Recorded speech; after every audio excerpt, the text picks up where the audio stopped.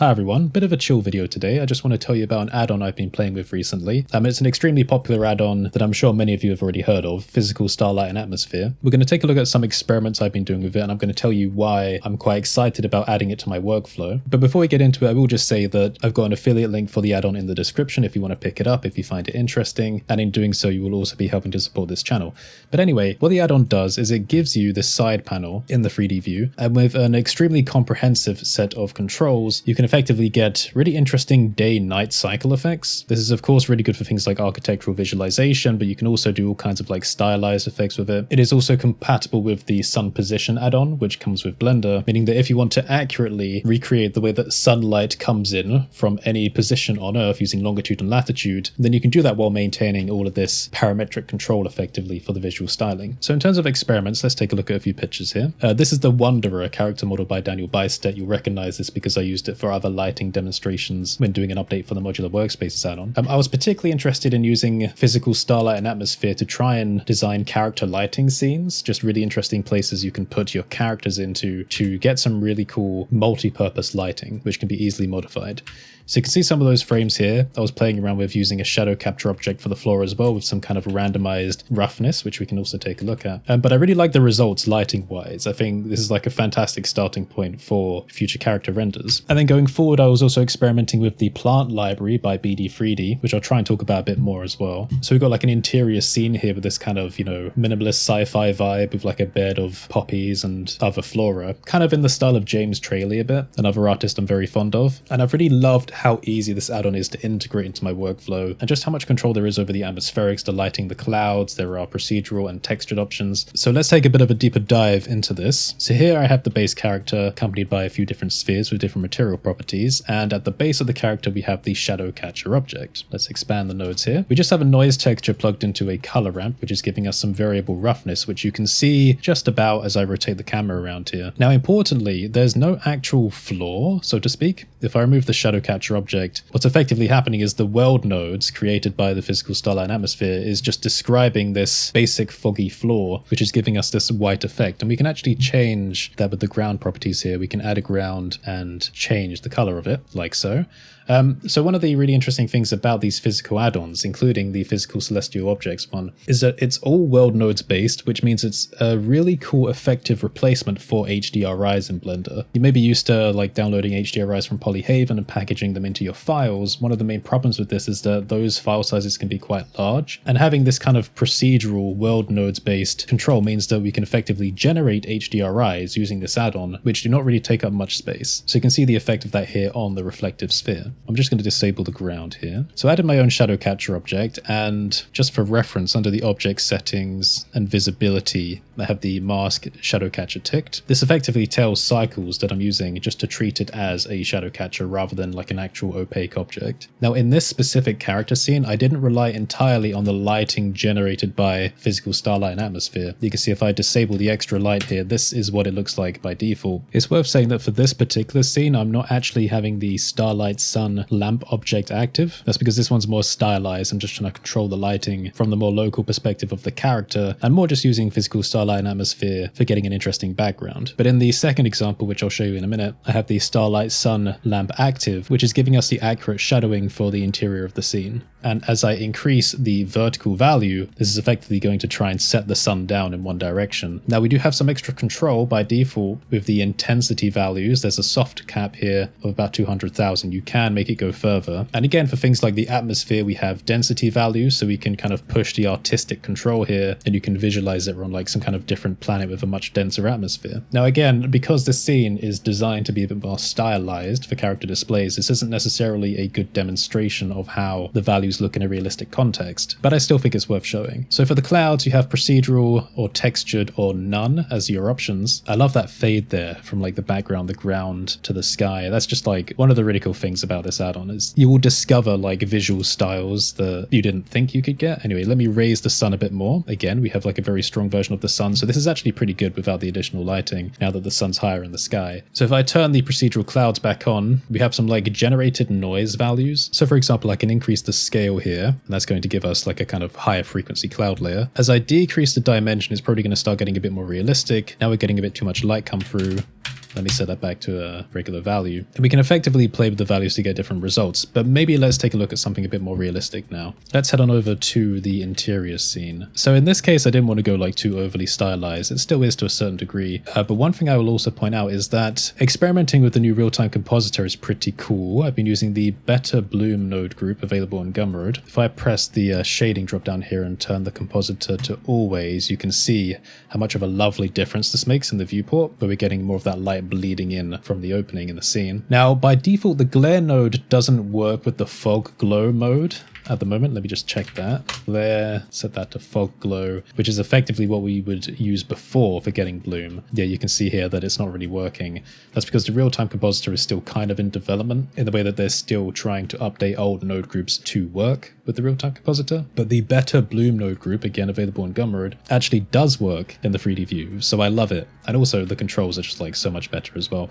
But if you do use something like this, you'll need to keep in mind that it will slow down your scene. So sometimes it's worth only using it in the camera view or just disabled while you're working. So if I change the horizontal value of physical starlight and atmosphere, you can see that the shadow position coming over our bed of poppies will change, because what's happening is, quite self-explanatory. The sun position, as we can see up there, I was about to like point at the screen. You can't see where I'm pointing, but I can show you visually. The sun position is changing horizontally. If I bring it back, vertical value, of course, as we're coming down, the sun is setting, and the atmospheric equation here implemented in the world nodes is trying to give us a realistic change in the lighting. So we can see that here internally, how we can simulate lighting at different times of the day. Okay, so what else should we take a look at? I would show you the object fog, but I've had some problems with that. It basically intercepts materials on objects and then adds an extra node group to add the object fog. However, it can take a really long time to update, and also you can only really apply it to every material in the scene. When you press auto, it applies it to all of them, but under manual, you can press apply, it adds it to all of them. I would like a way to be able to set it to individually selected objects and their materials, but it can take ages to update. I mean, I'm pretending I haven't just tried it. At this point in the recording, I did just try it and it took ages, and I also explained about it, but I'm not going to put that in the final edit.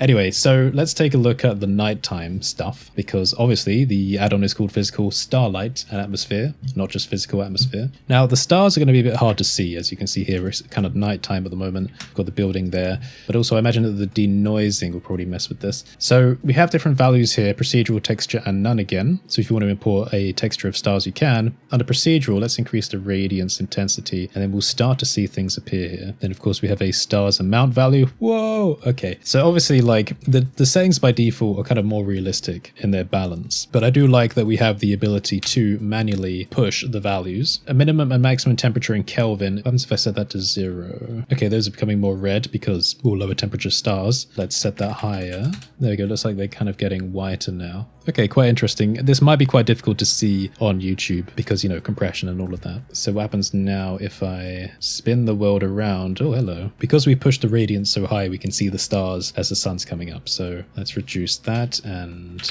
set the temperature back to a realistic value. Maybe I will mess with the clouds a bit, make them a bit more sparse and less thick. Actually, to be honest, without clouds, it looks kind of nice. I like this. It's got the kind of like Tatooine desert vibe.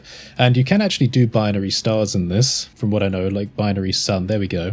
So we can get like a proper Tatooine vibe going on. And I should also say, though I haven't played with them, there are presets available. If you take a look on the store page for the product, you'll see that there are a variety of different pre-made styles. Obviously not just realistic, but also kind of, contributing these different stylized visuals. So I'm just going to play with this a tiny bit more. Try and get a nice little balance here. You can imagine someone looking out over a nice sunset from this. I do like being able to see some of the stars through the atmosphere there. Let's give it a bit more of an intensity. Nice little sci-fi vibe going on. Now, of course, you do have like control over the scattering values and of course the color. So if you really want to simulate like other world atmospheric compositions, then you can do that. I like this. So now this feels kind of like looking out the side of a starship. You've kind of entered the atmosphere and here we are. We can look out through the porthole. I imagine with an intensity like this would be closer to the center of the galaxy with this much light going on in the stars.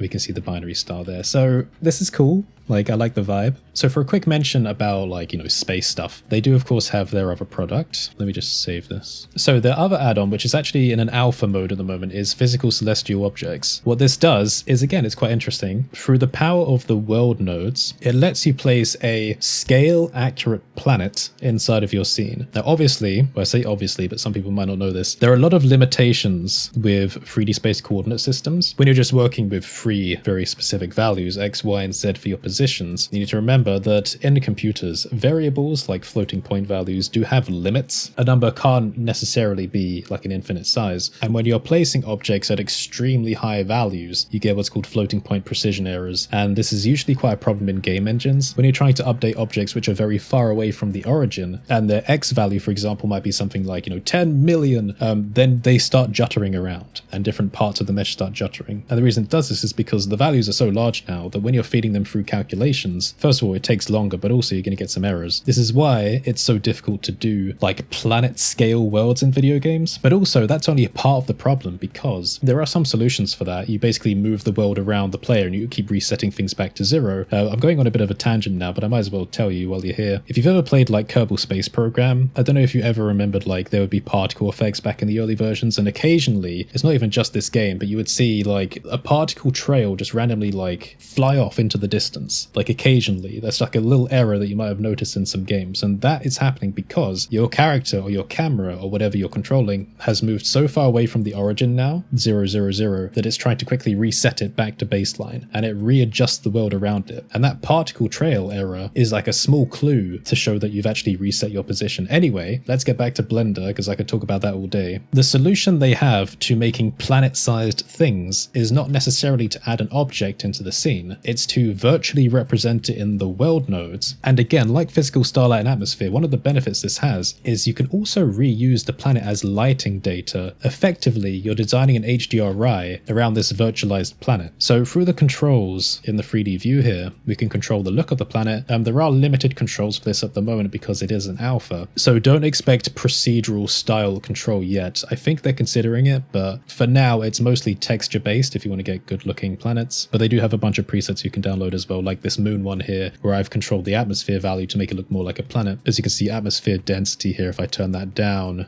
we'll turn it just back into the moon again. So again, like physical starlight and atmosphere, you have like this realistic baseline with the values, but you can modify it for artistic effect. Let me make this sphere more reflective, and you'll basically be able to see here how it's functionally created an HDRI around our objects. So obviously if you have like a spaceship now in your scene, you'll see the light of the planet reflect off of it. So I think that's really cool. And it also means that we don't have to worry about the camera moving around such a giant object. Obviously, like if you reset your camera back to the base scene here, if you had an object as large as a planet in your scene, this would be awful because your camera would be like going so far away and the clipping distance would be all weird. So I really like this solution to adding planets to your scene. And by the way, I should say that this add-on is actually cheaper than it will be when it's complete. So if you want to get it now before they, start updating it and bring it to a more stable version. Like I said, my affiliate link is in the description. So if you want to help support the channel, that's the way you can do it while getting something back. So you can add multiple planets. You can choose a sun object. I've got that here as well. And notice that as we rotate the sun, it's changing the direction the lighting is coming from. So you can see how it's affecting the rings here. And we also have ring shadows going over the planet. That's so cool. Love that. Because that's something that could have just been like an easy oversight. It's really clever how they calculated this in the world nodes. But yeah, I love the look of it. So of course the rings, you can have procedural rings like I've got here. They can also be textured or disabled. But again, I don't really have textures for that at the moment. So yeah, I've been having fun playing with this. I want to explore it more. They have a Discord channel. They have good documentation. The people developing this are a team from Latvia. I had a call with them a while ago. They seem like very nice people. So yeah, I can recommend checking it out. So for one final note about why I've been interested in playing with this, you may know I have my modular workspaces add-on to help you kind of get to a much faster starting point in your files by dragging in collection assets from the browser and then pushing one button. It unpacks them all, organizes it. And well, I have some world nodes in here for like very basic altitude presets. And this was extremely simple. And I was kind of thinking about ways to get more kind of functional or realistic atmospheric effects. But then I thought, well, I don't even need to do that because this add-on exists. So the combination of my modular workspaces add-on with physical starlight and atmosphere is actually a really powerful combination. And just to demonstrate this, let me go to a new empty file. So I have like nothing going on here, just like a cube. If I open my asset browser, maybe I'll drag in like my shader slab objects, a shadow catcher, press the unpack button, get rid of the cube, then go to the physical starlight and atmosphere, enable that and disable my lights. Maybe I'll disable the ground there. Let's increase the time of day. So there we go. I've got my objects casting a shadow. We have the atmosphere going on and the lighting. And maybe this is a cool way to start like visualizing some materials.